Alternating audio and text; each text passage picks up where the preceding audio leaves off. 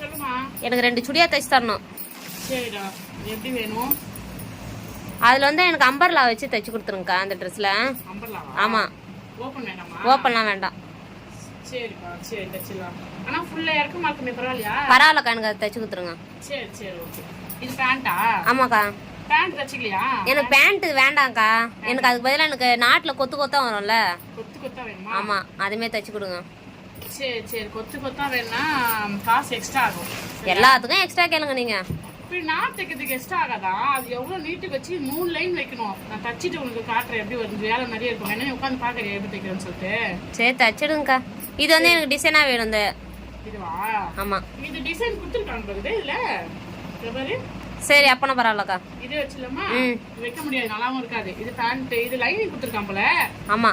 Polyester லைனிங்னாலே தைக்கிறதுக்கு கஷ்டம் தான். அதுக்கு நீ எக்ஸ்ட்ரா தரணும் காசு.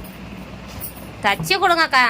சரி, அப்ப நீ பேண்ட் வேணான்னு சொல்றல, நான் நாட்டு வைக்கிறதுக்கு எவ்வளவு காசு வாங்குறீங்கன்னு சொல்லிட்டு கமெண்ட்ல சொல்லுங்க. அந்த கொத்து கொத்தா வரும்ல அந்த நாட்டு. ஏன்னா நிறைய 3 லைன் வச்சு வைக்கணும், அதுக்கு வேலை நிறைய பார்க்கணும். அதனால் நீங்கள் எவ்வளோ வாங்குறீங்கன்னு சொல்லிட்டு கமெண்ட்ல சொல்லுங்க.